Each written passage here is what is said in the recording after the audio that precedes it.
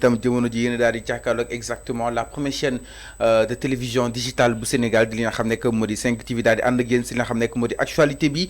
tollaay réew mi si nu mu gën a yaatu alors tey suñu ay ponk tey li si nar a gën a fës tey bokk na principal point bi foofu si daanu assemblée nationale ñu fay daal di xaare ni ki nga xam ne que moo di Abdou Mbow dans quelques instants pour le dépôt d'une motion de censure contre le gouvernement d'Ousmane Sonko ma ni kon nag gouvernement bi jàppale ni itam démb mu daal di ko annoncé que ni dinañ ko daal di tas foofu si diwaanu li nga xam ne que moo di justement assemblée nationale nag lu ko ki nga xam ne que moo di Abdou Mbow daal di annoncé ma ni kon nag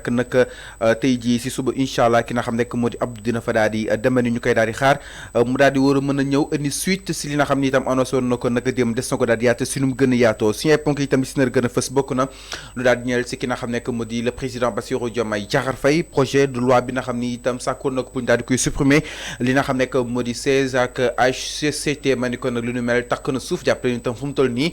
les députés de Benno Bokk Yaakaar dont daal di rejeté d'office 83 sur 80 boobu de li nga xam ne que moo di proposition de loi des na ko daal di yaatu si nu mu gën a yaatu arfan des na daal di kat yi itam si comportement dem bi nga xam ni itam gis nañ ko et que pour la première fois benn comportement policier bi nga xam ni itam Amadou Mame Diop am na ko il a été ferme dans ses décisions waaye itam il a été ferme surtout ñi nga xam ni itam ñoo daal nekk si nag Yewwi Askan Wi dem nag buusee daal di déglu kenn loolu itam des na ko daal di yaatal si nu mu gën a yaatoo exactement Macky Sall annoncé na aussi la dissolution bu li nga xam ne que moo di parti wala kon Benno Bokk Yaakaar man ni kon nag Benno nag tas na ki nga xam ne que moo di Macky Sall annoncé na exactement sa dissolution mais tout d'abord da nga koy daal di door ak li nga xam ne que moo di coow li nag mooy tàng na jamono ji ça chauffe encore une fois entre Benno Bokk Yaakaar ak li nga xam ne que moo di Yewwi Askan Wi Abdou Mbow à la grande surprise de pas mal de Sénégalais mu daal di annoncé exactement que ni day tas gouvernement bu Ousmane Sonko donc nag c'était lors de la première plénière sur le projet de loi portant suppression HCCT ak 16 le président bu groupe parlementaire di Benno Bokk Yaakaar Abdou Mbow nee na dina daal di annoncé que ni ñoom dinañ daal di déposé ni ki tey jii à la première heure dina xam ne que moo di benn motion de censure contre le PM Ousmane Sonko ni da ko daal di bëgg a wàccee en effet d'après Abdou Mbow il n'y a aucune urgence à déposer ce projet de loi d'autant plus que le premier ministre Ousmane Sonko n'a encore fait sa déclaration de politique général jàpp na ni amul benn urgence bi nga xam ni itam tegu na peut-être pour ñu daal di supprimer li nga xam ne que moo di 16 ak HCCT vu que ni Ousmane Sonko ba tey nangu fa daal di jaar amal li nga xam ne que moo di sa DPG Abdou Mbow mu ne après avoir constaté justement tout cela je dis bien avec mon groupe je vais déposer une motion de censure dès demain pour faire face mais aussi faire tomber ce gouvernement ma ni kon nag ki nga xam ne que moo di Abdou jamono ji li mu bëgg mooy daal di tas ki nga xam ne que moo di gouvernement bu Ousmane Sonko ak ñi nga xam ni itam ñoom la si daal di àndal ma ni kon l'annonce a été faite tey dina ñu koy daal di xaar ni foofu si waanu ko pencum na réew mi alors Arfan yëf yi am na benn li nga xam ne que moo di justement ay rebondissement yu néfaste jëm si projet portant suppression bu 16 bu HCCT est-ce que suñu géntoon que ni dinañ dem allant dans sens dissoudre bi de assemblée dina doon loo xam ne dina dis lool si Ousmane Sonko mun na la nekk peut-être benn premier ministre boo xam ne itam assemblée dina ko wàccee du peut-être dina doon guléet. dina doon guléet. bon en attendant ñu xool ndax loolu dina antu. en attendant laa wax alors bon Abdou Mbow. C'est le président du groupe parlementaire de Benno Bokk Yaakaar donc il a le droit parce que ñoom dañoo jàpp ni que démb dañoo am ndam c'est ça la réalité parce que on a vu l'agitation de Abdou Mbow boo xoolee kanamam quand il parlait il était tellement agité moom Abdou Mbow. oui on peut sentir ni que peut-être ñoom dafa am benn coup bu ñu jox le régime en place. Ni que ils ont remporté une bataille mais attention pas la guerre tu peux pas remporter une bataille et tu te déclares vainqueur de la guerre donc loolu laa ne Abdou Mbow il faut faire très attention parce que amaana démb dañoo am ndam en refusant d'adopter ce projet de loi contre 83 députés contre 80 députés peut-être ndam la d'accord mais il faut pas jubiler ou bien ce qu'on appelle tomber dans l'euphorie l'euphorie mooy maanaam nga jaay sa bopp. Comme tu as gagné une bataille léegi tu te vois tomber dans l'euphorie dinaa non comme am naa lii mën naa am leneen c'est ce que Abdou Mbow veut dire.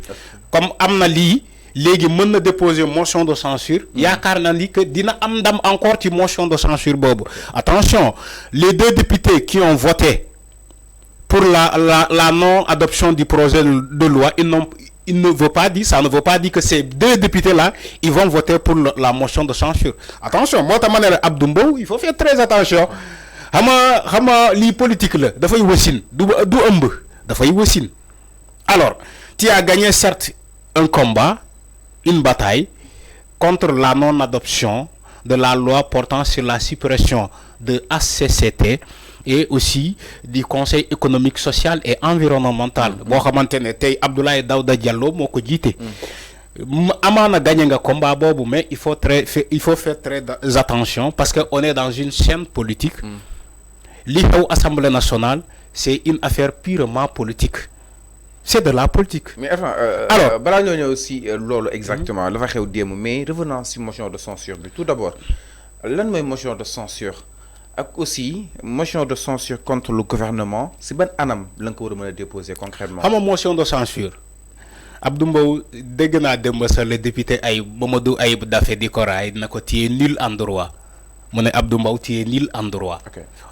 On parle pas de juristes, on parle de droit. Attention, on parle de droit. Moi tam mu ne ko tu es nul en droit. Alors motion de censure dañoo jàpp ni que ñoom dañoo yaakaar ni ko ñoom mën nañu tas le gouvernement de Ousmane Sonko ñoom loolu la ñuy yaakaar parce que quand ils ont gagné ce combat ñu yaakaar ni que war nañu jàll ci beneen étape bi moom maanaam xam nga dañuy am confiance xam nga boo gagné boo remporter une bataille da ngay am confiance da ngay ne ma jàll ci leneen ma songu lii comme songu naa lii daan ko mën naa am ma songu leneen daanaat encore moo tax ñoom ñu bëgg a jàll ci l'étape supérieure mooy maanaam cette motion de censure xam nga wax naa ko ci njëlbeen bi il faut faire très attention mën nga gagner une bataille mais pas la guerre mën nañu gagner la non-adoption du projet de loi portant sur la suppression de HCCT et de CS ñu gagner combat boobu mais qui yaakaar ni que mën nañu gagner le combat contre la motion de censure dafay nax boppam parce que il n'est pas dit les deux députés non inscrits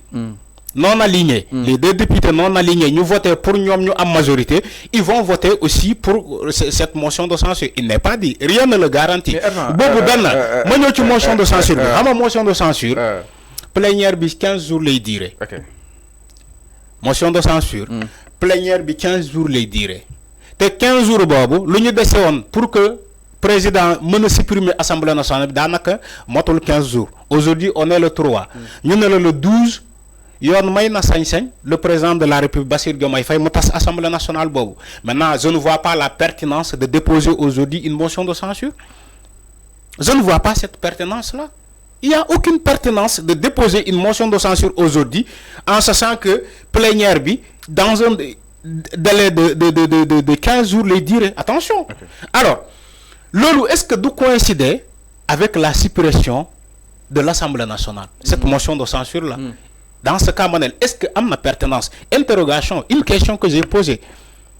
C'est une question que j'ai posée. Est-ce qu'aujourd'hui, les urgences aujourd'hui au Sénégal demandent une motion de censure? Mais non. Politique exactement. Mais exactement si définition ou motion de censure. La motion de censure est le principal moyen dont dispose un parlement pour montrer sa désapprobation envers la politique du gouvernement et le forcer à démissionner, autrement dit pour témoigner de sa défiance envers le gouvernement en place. Il faut que nous Sénégalais motion de censure pour nous comprendre. Okay. Gis nga yow joxe nga définition bi néna la plénière motion de censure 15 jours les durer est-ce que du coïncider avec la dissolution de cette assemblée nationale bobu ben la ñaarel motion de censure boko déposer bañu voter ko ba paré kan mo koy promulguer pour mu dugg en vigueur loi bi day ñëwaat ba ci kan parce que quand il dépose un projet de loi non c'est bi Non, ça dépend. Le Conseil constitutionnel est là. Il faut pas oublier.